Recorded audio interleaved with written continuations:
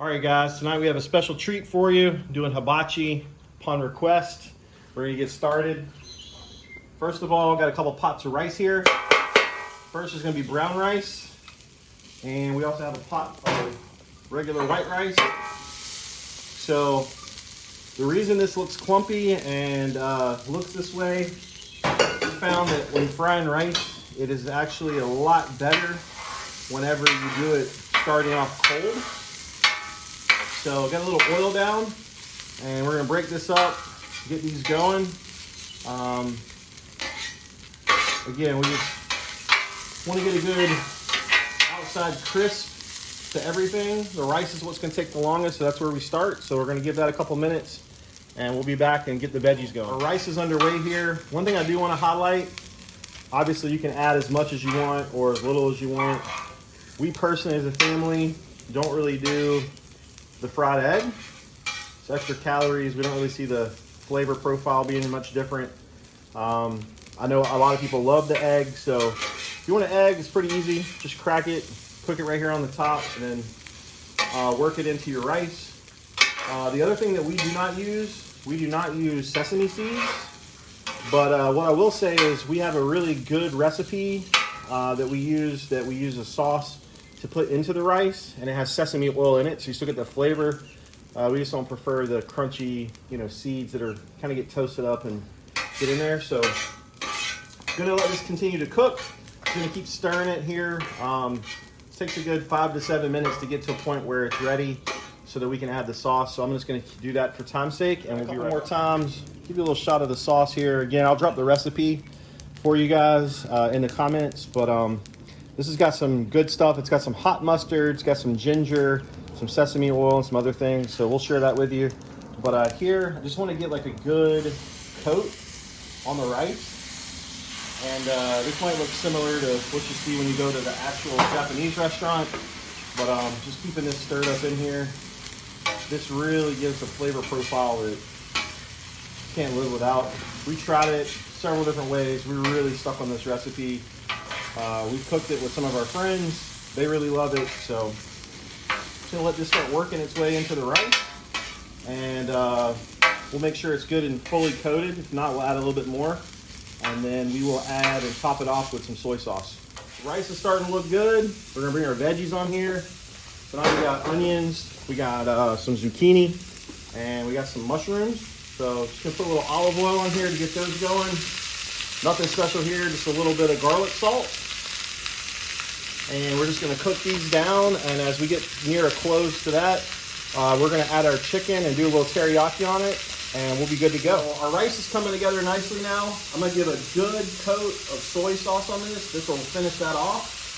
So both of the piles are gonna get a little soy, and you can hear that starting to cook in. I'm gonna get this nice and stirred up while the veggies are still browning up. And the rice will be done at that point. I'll move it off to the side off the heat, and we'll get these veggies finished. Request for a heart. I don't know if I can do this or not. We'll try. Nothing like trying it for the first time on camera, right? So let's see here.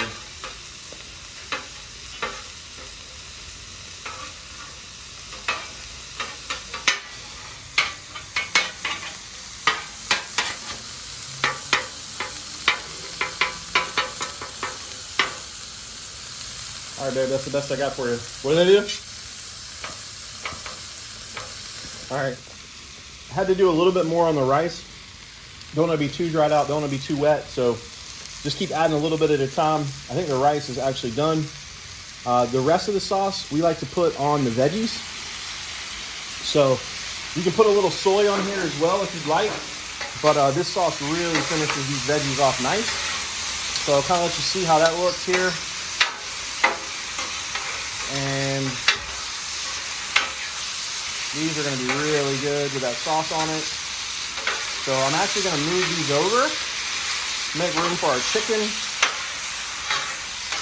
So at this point, really the veggies are done. More keeping them hot than anything. Don't need them spread out anymore at this point.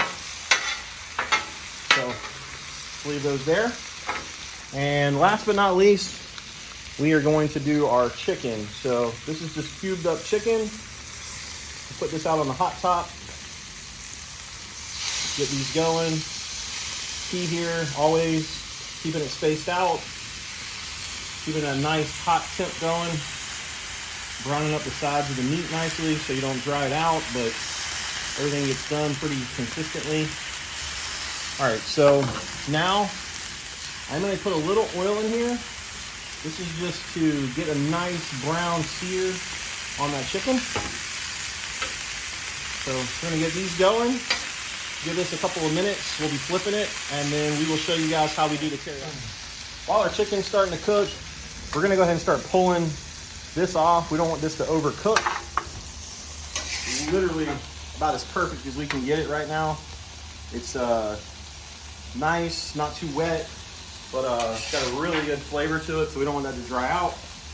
I'm also going to go ahead and move the brown rice off. So we'll just put that on the other end here, like so. All right, and I'm also going to give the veggies just one last stir here. And we'll go ahead and pull these off as well. Again, we don't want anything drying out or getting overcooked while we're waiting on the chicken, so just put these in the middle here to be shared. Lots and lots and lots of flavor. It's gonna be great. All right, a couple more scoops here.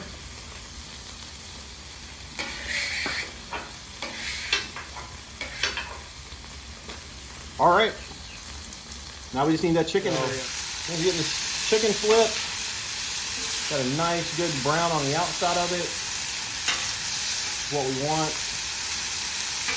And we have one that's gonna go with no teriyaki. We'll get a little bit of this pulled off in just a second after we touch this other side up. And then we're gonna add our teriyaki and finish cooking this off and get everything inside to give it a try. This is looking really good. Some of these chunks weren't really consistent in size. Sometimes you get that when you buy it already chunked. But I cut some of those up into more bite-sized pieces. So just gonna pull a little bit of this off.